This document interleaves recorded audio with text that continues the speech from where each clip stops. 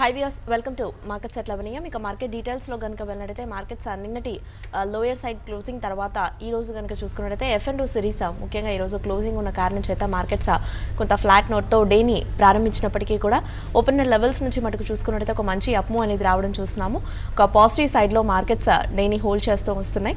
సెన్సెక్స్ కనుక చూస్తే నిన్నటి క్లోజింగ్కి 78 పాయింట్స్ అప్మూవ్తో 39,580 వద్ద ఓపెన్ అవగా ప్రస్తుతం కనుక చూసినట్టయితే 207 పాయింట్స్ పాజిటివ్గా 39,709 వద్ద మూవ్ అవుతోంది. అండ్ నిఫ్టీ విషయానికి వచ్చినట్టయితే ప్రీవియస్ క్లోజింగ్కి 4 పాయింట్స్ అప్మూవ్తో 11,865 వద్ద ఓపెన్ అవగా ప్రజెంట్ చూస్తే 52 పాయింట్స్ పాజిటివ్గా 11,913 వద్ద ట్రేడింగ్ని కొనసాగించడం చూస్తున్నాము.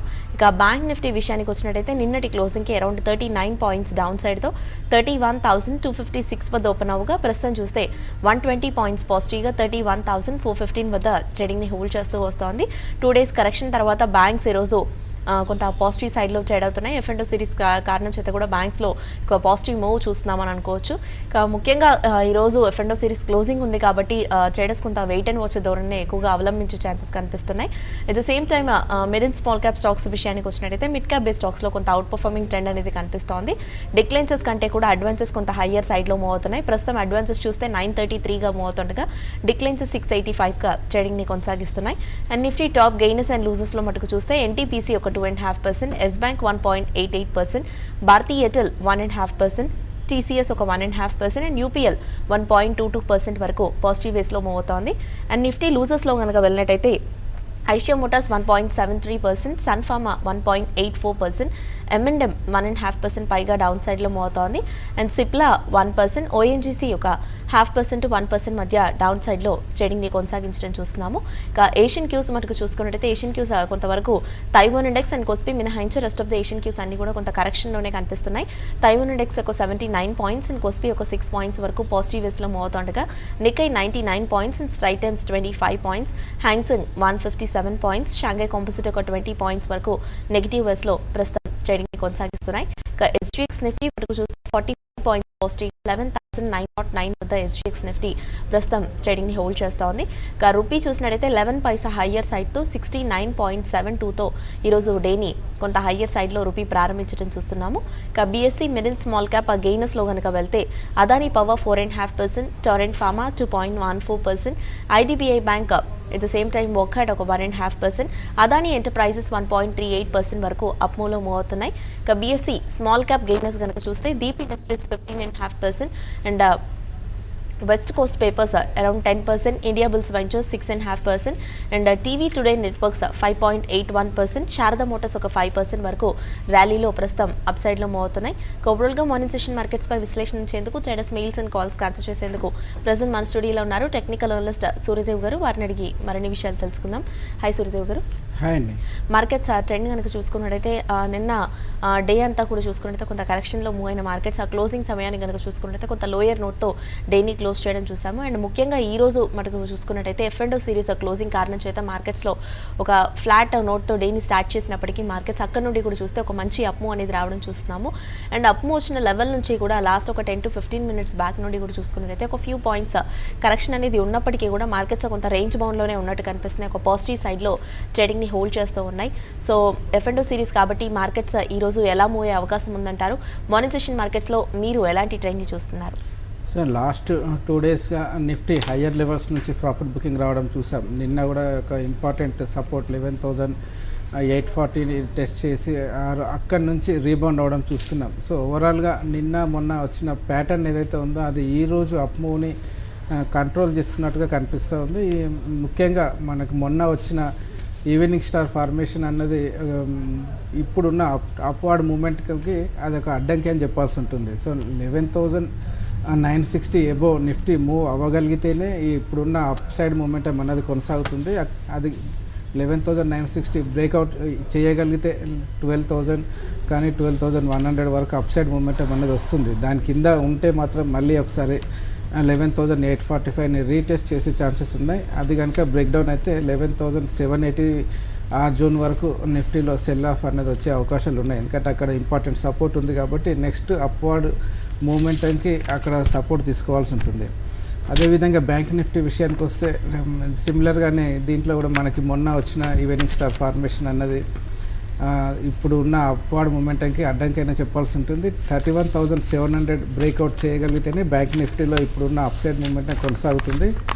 అది 31,700 బ్రేక్అవుట్ వస్తే 32,000 వరకు అప్సైడ్ మూమెంటం అనేది వస్తుంది. కాకపోతే ఇప్పుడున్న చార్ట్ ప్యాటర్న్ ప్రకారం డౌన్ సైడ్ మూమెంటం రావడానికి ఎక్కువ అవకాశాలు ఉన్నాయి. కాబట్టి నా ఉద్దేశంలో నిన్నటి లోయర్ లెవెల్ ఎప్పుడైతే బ్రేక్ డౌన్ అవుతుందో అక్కడి నుంచి 30,940 ఆ జోన్ వరకు డిప్ అనేది బ్యాంక్ నిఫ్టీలో వచ్చే అవకాశాలు ఉంటాయి. కాబట్టి జాగ్రత్త ఉండాల్సిన సమయం అనే చెప్పాల్సి ఉంటుంది. ఎఫ్ఎన్ఓ సెటిల్మెంట్ ఉంది కాబట్టి మనకి మెయిన్ మూమెంటం అనేది సెకండ్ హాఫ్లో వచ్చే అవకాశాలు ఉన్నాయి. కాబట్టి అగ్రెసివ్గా లాంగ్ పొజిషన్స్ అయితే బిల్డప్ చేయొద్దని చెప్తాను. కొద్దిగా వెయిట్ చేసి లాస్ట్ అవర్ వరకు 11,860 840 ఆ జోన్ని బ్రేక్ డౌన్ చేస్తుందా దానిపైనే ఉంటుందా అనేది చూడాల్సి ఉంటుంది. సో 11,860 840 సపోర్ట్ని బ్రేక్ డౌన్ చేసి దాని కింద ట్రేడ్ అయితేనే నిఫ్టీలో ఈ సెల్ ఆఫ్ అనేది ఇంక్రీజ్ అయ్యే అవకాశాలు ఉంటాయి. లేదంటే సెటిల్మెంట్ వరకు ఒక ఫ్లాట్గా క్లోజ్ అయ్యే అవకాశాలు ఉంటాయి. సో నెక్స్ట్ ట్రెండ్ తీసుకోవడానికి ముందుగా ఈ రోజు తర్వాత అంటే రేపు డైరెక్షన్ అనేది తీసుకునే అవకాశాలు ఉంటాయి. కాబట్టి అగ్రెసివ్ ట్రేడ్ మాత్రం చేయొద్దని చెప్తాను. లిమిటెడ్గా రిస్క్ తీసుకోదలిస్తే లాంగ్ పొజిషన్స్కి అయితే 11,840 దగ్గర స్టాప్ లాస్ పెట్టుకోమంటాను. అదేవిధంగా షార్ట్ సేల్ చేస్తే కనుక 11,960 ఎబో స్టాప్ లాస్ అనేది పెట్టుకోమని చెప్తాను.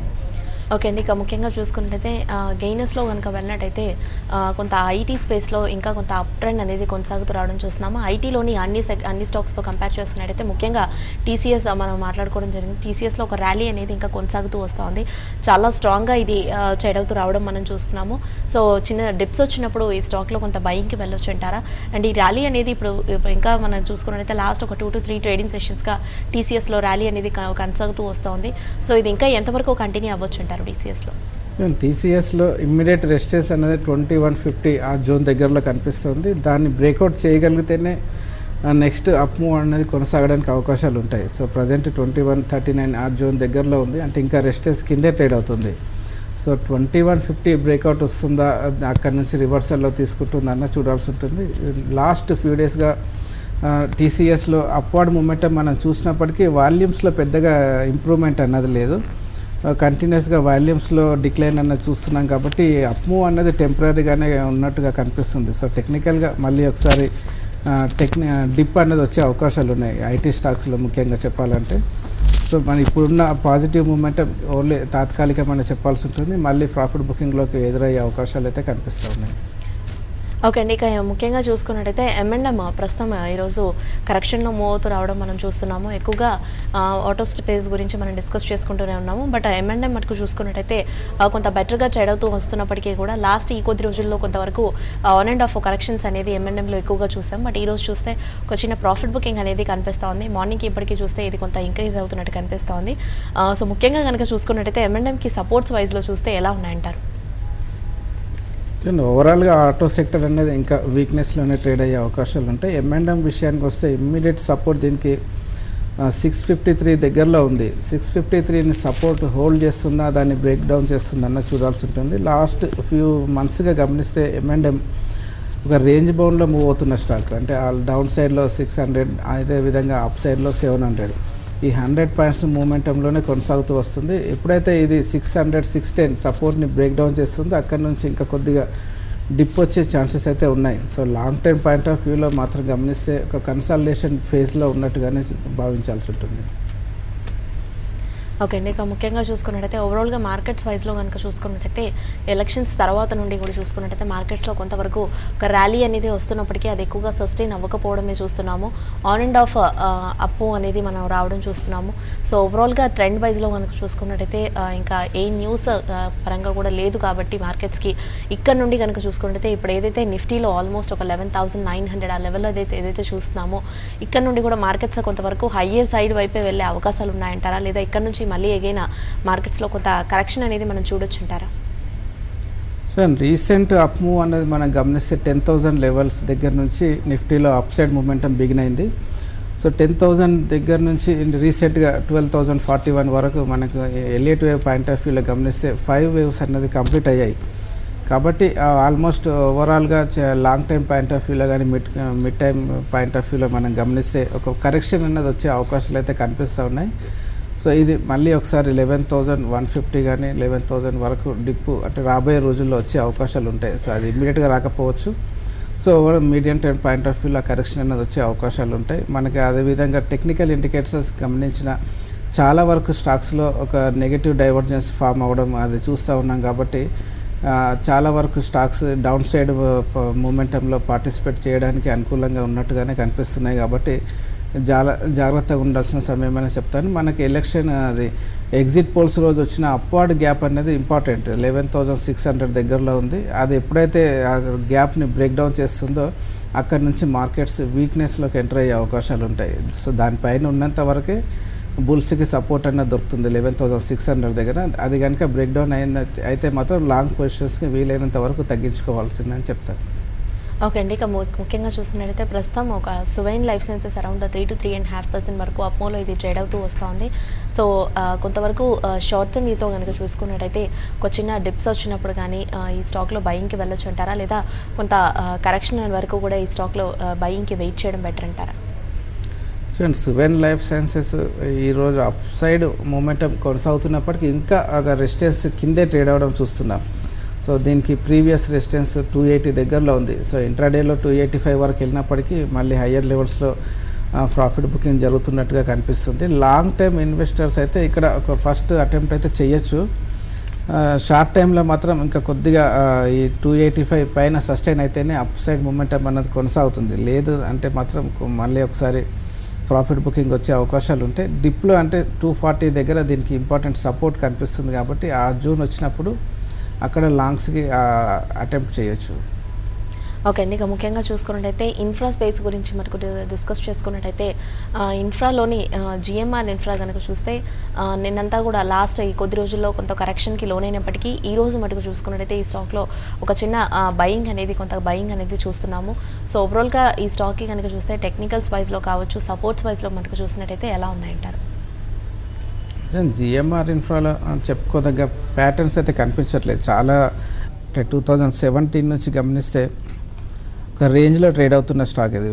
లోయర్ లెవెల్స్లో 14, హయ్యర్ లెవెల్స్లో 24, ఈ 10 రూపీస్ రేంజ్లోనే ట్రేడ్ అవ్వడం చూస్తున్నాం. సో ఆ రేంజ్ అనేది బ్రేక్అవుట్ చేయాల్సి ఉంటుంది, అప్ సైడ్ కానీ డౌన్ సైడ్ కానీ, అంటే నెక్స్ట్ డైరెక్షన్ తీసుకోవాలంటే. So present short time point of వ్యూలో మాత్రం కొద్దిగా అప్ సైడ్ మూమెంటం అంటే 1660 పైన సస్టైన్ అయితేనే అప్ సైడ్ మూమెంటం అన్నది కొనసాగుతుంది. సో అది ఎంతవరకు సస్టైన్ అవ్వగలుగుతుంది అన్నది చూడాలి. ప్రజెంట్ మాత్రం 1620 దగ్గరలో ఉంది. అంటే ఇంకొక 40 పాయింట్స్ పైన ట్రేడ్ అయ్యి దానిపైన క్లోజ్ అయితేనే జిఎంఆర్ ఇన్ఫ్రాలో అప్ సైడ్ మూమెంటం ఇంకా కొద్దిగా ఎక్స్పెక్ట్ చేయొచ్చు. దాని కింద ఉంటే మాత్రం వీక్గానే ట్రేడ్ అయ్యే అవకాశాలు ఉంటాయి. నెక్స్ట్ కాలర్స్ కూడా వెయిట్ చేస్తున్నారు, కాల్స్ తీసుకుందాము. ఫస్ట్ కాలర్ ఉన్నారు హైదరాబాద్ నుండి సుబ్బారావు. హలో, చెప్పండి అండి.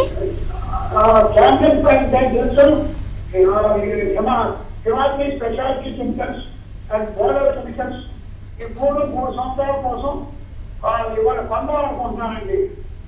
ఓకే అభిప్రాయం చెప్తున్నానండి. ఓకే అండి. Border chemicals, Camlin fine sciences, Himadri speciality chemicals. చూడండి, క్యామ్లిన్ ఫైన్ సైన్సెస్ విషయానికి వస్తే రీసెంట్గా 39 రూపీస్ నుంచి షార్ప్గా పెరిగిందండి 63 వరకు.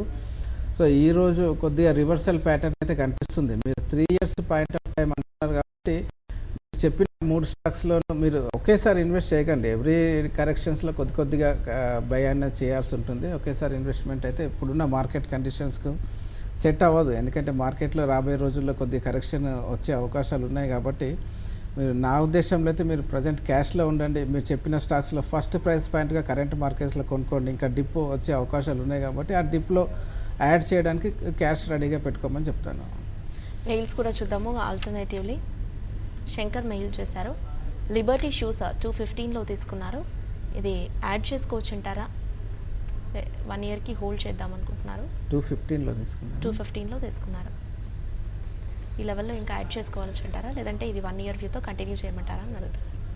సరే, మీకు 1 year వ్యూ ఉంటే కనుక కంటిన్యూ చేయమని చెప్తానండి. ఆల్మోస్ట్ మీరు చాలా వరకు లాస్లో ఉన్నారు. ఆ లాస్లో ఎగ్జిట్ అవ్వాల్సిన అవసరం అయితే లేదు.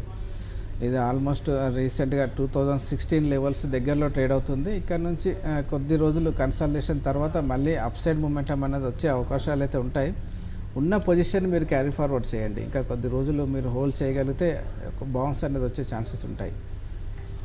ఓకే అండి, ఇక ముఖ్యంగా చూస్తున్నట్టయితే పేపర్ స్టాక్స్లో ఈరోజు మంచి ర్యాలీ అనేది చూస్తున్నాం. లైక్ ముఖ్యంగా చూస్తే వెస్ట్ కోస్ట్ పేపర్స్ ఈజీ ఒక 9% వరకు, స్టార్ పేపర్స్ ఒక 3% వరకు, యష్ పేపర్స్, రుచిరా పేపర్స్ లాంటి స్టాక్స్ అన్ని కూడా చూసుకున్నట్టయితే మంచి ర్యాలీలో మూవ్ అవుతున్నట్టు కనిపిస్తున్నాయి. ఓవరాల్గా పేపర్ స్టాక్స్పై మీ వ్యూ ఏంటంటారు? ఈ ర్యాలీకి గల కారణం ఏంటంటారు ముఖ్యంగా? ఓవరాల్గా పేపర్ రిలేటెడ్ కంపెనీస్లో రీసెంట్గా చాలా వరకు మనం ఫాల్ చూసాం కాబట్టి కంటిన్యూస్గా అదొక కౌంటర్ అప్మూవ్లో భాగంగానే ఈ బౌన్స్ అనేది రావడం చూస్తున్నాం. సో ఈ బౌన్స్ అనేది కొద్దిగా తాత్కాలికమనే చెప్పాల్సి ఉంటుంది. సో ఓవర్సోల్డ్ పొజిషన్ నుంచి వచ్చిన బౌన్స్ కానీ చెప్పాలి. వెస్ట్ కోస్ట్ పేపర్ విషయానికి వస్తే ఈరోజు గ్యాప్ అప్ ఓపెనింగ్ వచ్చినప్పటికీ 290 దగ్గర స్ట్రాంగ్ రెసిస్టెన్స్ ఉంది కాబట్టి ఆ రెసిస్టెన్స్ దగ్గరలో మళ్ళీ ఒక రివర్సల్ ప్యాటర్న్ అనేది ఏర్పడింది. సో ఈరోజు విషయానికి వస్తే వెస్ట్ కోస్ట్ పేపర్లో అప్ సైడ్ గ్యాప్ అనేది ఏర్పడింది. 267 దగ్గర నుంచి ఆల్మోస్ట్ 277, ఆ 10 పాయింట్స్ గ్యాప్ అనేది ఉంది. ఆ గ్యాప్ని రాబోయే రోజుల్లో ఫిలప్ చేసే ఛాన్సెస్ ఉన్నాయి. కాకపోతే ఈరోజు వాల్యూమ్స్ అనేది హెవీగా ఉన్నాయి. సో ఆ గ్యాప్ని హోల్డ్ చేసినంత వరకే అప్ సైడ్ మూమెంటం అనేది వచ్చే అవకాశాలు ఉంటాయి. ఆ గ్యాప్ కనుక క్లోజ్ అయితే అంటే మళ్ళీ ఒకసారి 267 కింద ప్రైస్లో క్లోజ్ అయితే మళ్ళీ ప్రాఫిట్ బుకింగ్ అనేది వచ్చే ఛాన్సెస్ ఉంటాయి. కాబట్టి ఇది పెద్దగా సస్టైన్ అయ్యే సిచ్యువేషన్ అయితే కనిపించట్లేదు. 300 పైన ఒక 3 డేస్ సస్టైన్ అవ్వగలిగితేనే ఈ అప్ మూవ్ అనేది కొనసాగడానికి అవకాశాలు ఉంటాయి. సత్యనారాయణ మెయిల్ చేశారు, Polyplex and Camlin fine sciences బయింగ్కి వెళ్ళొచ్చు అని అడుగుతున్నారు. Polyplex and Camlin fine sciences.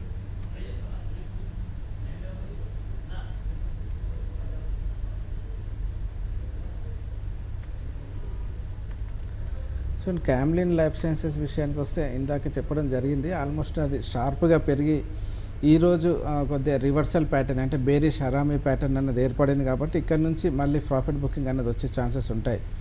So నార్మల్గా ఇలాంటి షార్ప్ ర్యాలీస్లో కొద్దిగా రెసిస్టెన్స్ లెవెల్స్ దగ్గరలో ప్రాఫిట్ బుకింగ్ అనేది రావడం కామన్గానే జరుగుతూ ఉంటుంది.